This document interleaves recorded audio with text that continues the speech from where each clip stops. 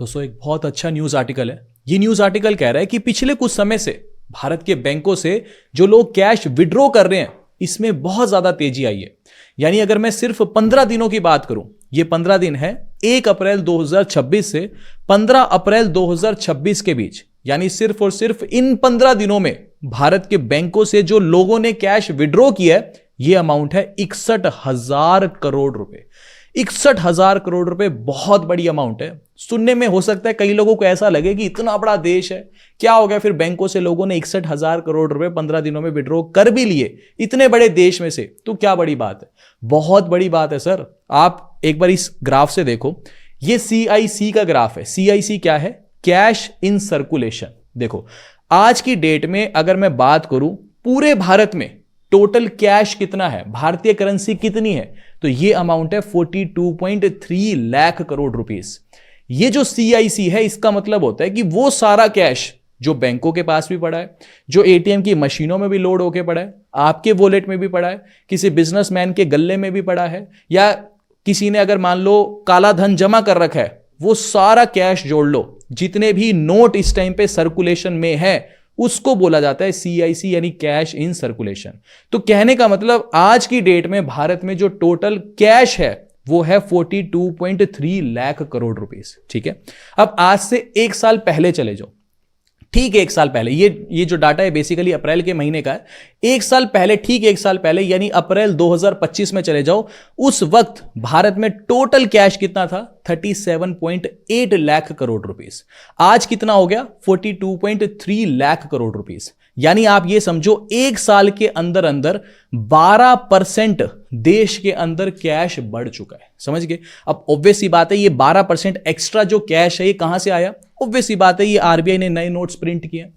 RBI को नए notes print करने की जरूरत क्या पड़ रही है? जरूरत इसलिए पड़ रही है कि मान लो ये बैंक्स हैं, बैंकों से किसी ने भी कैश निकाला, आपने निकाला, किसी बिजनेसमैन ने निकाला, या किसी ने भी निकाला, ये कैश तो निकाल लिया लेकिन ये कैश ही मार्केट में सर्कुलेट हो रहा है, घूम फिर के बैंक के पास वापस नहीं जा रहा। RBI का क्या काम है? RBI का काम यह है कि बैंकों के पास इनफ लिक्विडिटी होनी चाहिए अपना काम करने के लिए। देखो बैंकों के पास तो हमेशा पैसा होना चाहिए। कल को बैंक को किसी ATM मशीन में पैसा डालना है, बैंक को किसी को लोन देना है, तो बैंक के पास इनफ पैसा हमेशा मेंटेन्ड रहना चाहिए। तो जब भी RBI को लगता है कि बैंकों के पास पैसे की कमी हो रही है तो RBI जो है नए नोट्स को प्रिंट करता है और बैंकों को ये पैसा दे देता है। ऑब्वियस सी बात है फ्री में नहीं देता। बैंक जैसे बैंकों के पास गवर्नमेंट के बॉन्ड्स होते हैं, बैंक गवर्नमेंट के बॉन्ड्स RBI को देता है, बदले में RBI जो है कैश बैंक्स को दे देता है। ये एक अलग टॉपिक हो जाता है। कहने का मतलब जब भी बैंकों के पास पैसे की कमी होती है तो RBI से वो पैसा ले लेते हैं। RBI नया पैसा प्रिंट करता है और बैंकों को दे देता है। तो पिछले एक साल में 12% नए नोट्स प्रिंट हुए हैं। 12%, यानी एक साल पहले 37.8 लाख करोड़ रुपया था, आज 42.3 लाख करोड़ रुपीस है। अब आ जाओ यहां पे, पिछले 15 दिनों में यानी 1 अप्रैल से लेके 15 अप्रैल के बीच भारत के अंदर 61,000 करोड़ रुपया कैश जो है वो विड्रॉ किया गया। इतना ज्यादा कैश विड्रॉ किया गया। ये न्यूज इतनी बड़ी इसलिए हो जाती है, आप समझो आज की डेट में देश में टोटल कैश कितना है? 42.3 लाख करोड़ रुपीस। अब ये सारा का सारा कैश कोई बैंकों के पास थोड़ी पड़ा है। इसमें से 80% पैसा तो आप समझो भारत की जनता के पास है, किसी दुकानदार के गले में पड़ा है, आपके घर पे पड़ा है, मेरे घर पे पड़ा है, अलग अलग लोगों के पास पड़ा है। इसमें से सिर्फ और सिर्फ 20% पैसा ही तो किसके पास है? बैंकों के पास पड़ा है। इस 20% पैसे में से अगर आप समझो 20% पैसा कितना हो गया? 42 लाख करोड़ का 8 लाख करोड़ रुपया हो गया। इस 8 लाख करोड़ में से अगर 61,000 करोड़ रुपया सिर्फ 15 दिन के अंदर निकल जाए, समझ रहे हो? आप समझो 8 लाख करोड़ का ये 61,000 करोड़ कितना हो गया? लगभग 8%। यानी जितना पैसा भारत के बैंकों के पास पड़ा है उस सारे पैसे में से अगर 8% पैसा सिर्फ 15 दिन में निकल जाए, क्या ये बड़ी न्यूज नहीं बनेगी क्या? फिर सवाल आता है कि इतना कैश इन 15 दिनों में निकला ही क्यों? अभी उसके बारे में सब कुछ डिस्कस करेंगे। देखो इसके बहुत सारे कारण हैं। पहला कारण तो यह है कि टैक्स इवेजन भारत में बहुत ज्यादा है। लोग बहुत ज्यादा टैक्स चोरी करते हैं। समझ के बात को? तो अभी समझो फाइनेंशियल ईयर एंडिंग था तो उस वजह से भी काफी लोग कैश वगैरह को विड्रॉ करते हैं। दूसरा ये है, ये सारे के सारे रीजंस इस आर्टिकल के अंदर ही दिए हुए हैं। ठीक है, दूसरा रीजन ये है कि रूरल इकोनॉमी आज भी बहुत ज्यादा कैश डिपेंडेंट है। हम बोलते हैं बार बार कि UPI बहुत सक्सेसफुल है, बिल्कुल ठीक बात है, बहुत ज़्यादा सक्सेसफुल है। लेकिन अगर हम रूरल इकोनॉमी की बात करें कि मान लो एग्रीकल्चर, फसल की कटाई करनी है, लेबर को पैसा देना है, ये ज़्यादातर चीज़ें आज भी रूरल इकोनॉमी के अंदर कैश में ही डील की जाती है। तीसरा कारण ये है कि रेपो रेट बहुत ज़्यादा कम है। रेपो रेट कम होने की वजह से एफडी वेफडी पे ब्याज बहुत कम कर दिए हैं बैंकों ने। जब ब्याज बहुत कम होते हैं तो इंसान सोचता है कि या तो कैश अपने पास ही रख लो, इस कैश से कुछ ना कुछ बिजनेस ही कर लो। क्यों? क्योंकि बैंक में रखने का कुछ फायदा ही नहीं है। तो एक कारण ये भी है।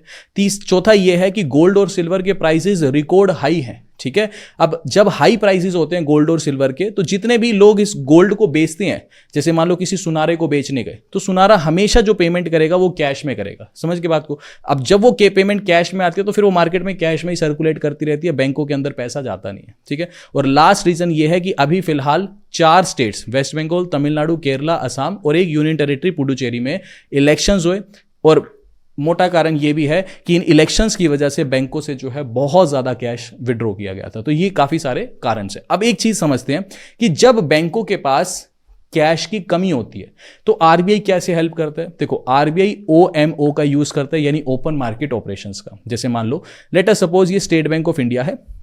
स्टेट बैंक ऑफ इंडिया के पास पैसे की कमी होगी तो रिजर्व बैंक ऑफ इंडिया इसके अंदर आ जाएगा, इस रोल के अंदर आ जाएगा। रिजर्व बैंक ऑफ इंडिया कहेगा कि मान लो कितने की पैसे की कमी है, तो एसबीआई कहता है कि मेरे को यार 500 करोड़ रुपए की कमी पड़ रही है। तो आरबीआई कहेगा ठीक है, ये कैश पकड़ो। आरबीआई हो सकता है नए नोट्स प्रिंट करे, या इसके पास भी अगर कुछ स्टॉक पड़ा है तो उसमें से। तो आरबीआई कहेगा कि यार ठीक है, ये लो 500 करोड़ रुपए पकड़ो, आप अपना काम चलाओ। बदले में एसबीआई कहेगा, देखो हर एक बैंक ना गवर्नमेंट के बॉन्ड्स खरीद के रखता है हमेशा अपने पास। ठीक है, इसको बोलते हैं गवर्नमेंट सिक्योरिटीज। तो एसबीआई के पास भी गवर्नमेंट के बॉन्ड्स होंगे, हो सकता है इसके पास 10,000 करोड़ के गवर्नमेंट के बॉन्ड्स हैं, उसमें से एक 500 करोड़ का गवर्नमेंट का बॉन्ड निकालेगा। बॉन्ड क्या है? कागज का टुकड़ा ही तो है जिसपे लिखा हुआ है कि सरकार को एसबीआई ने 500 करोड़ दिए, बदले में कागज का टुकड़ा सरकार ने दे दिया। ठीक है, वही बॉन्ड का टुकड़ा एसबीआई आरबीआई को बेच देगा। समझ गए? तो आरबीआई के पास एक बस बॉन्ड आ गया 500 करोड़ रुपए का। समझ के बात को? जैसे आप एफडी कराते हो बैंक में, एक रिसिप्ट मिलती है ना, वही तो बॉन्ड है। तो अब क्या होगा? एसबीआई जो है एक बॉन्ड का टुकड़ा किसको दे देगा? आरबीआई को दे देगा। बदले में आरबीआई जो है 500 करोड़ रुपए एसबीआई को दे देगा। इस तरीके से आरबीआई जो है लिक्विडिटी को मैनेज करता है। जब मान लो मार्केट में बहुत ज्यादा कैश हो जाता है, फिर आरबीआई क्या करता है? आरबीआई फिर इसका उल्टा प्रोसेस करता है। आरबीआई कहता है कि जो मेरे पास, जो आरबीआई के पास बॉन्ड्स पड़े हैं ना, ये बॉन्ड्स ओपन मार्केट में आरबीआई निकाल देता है कि गवर्नमेंट के बॉन्ड्स है, किसी को खरीदने खरीद लो। पब्लिक खरीदती है, पब्लिक खरीद के कागज का टुकड़ा घर ले जाती है, जो कैश होता है वो आरबीआई के पास पहुंच जाता है। तो इससे जब मार्केट में जब ज्यादा कैश होता है तो वापस कैश चूसने के लिए आरबीआई ये वाला तरीका यूज करता है। इसको बोला जाता है ओएमओ, यानी ओपन मार्केट ऑपरेशंस। तो इससे आरबीआई क्या करता है? मार्केट की लिक्विडिटी को कंट्रोल करता है बेसिकली। समझ गए? खैर, ये सारी की सारी न्यूज़ थी। उम्मीद करता हूँ आपको सेशन इन्फॉर्मेटिव लगा होगा। अभी के लिए this is end of the video. Thanks for listening and thank you all.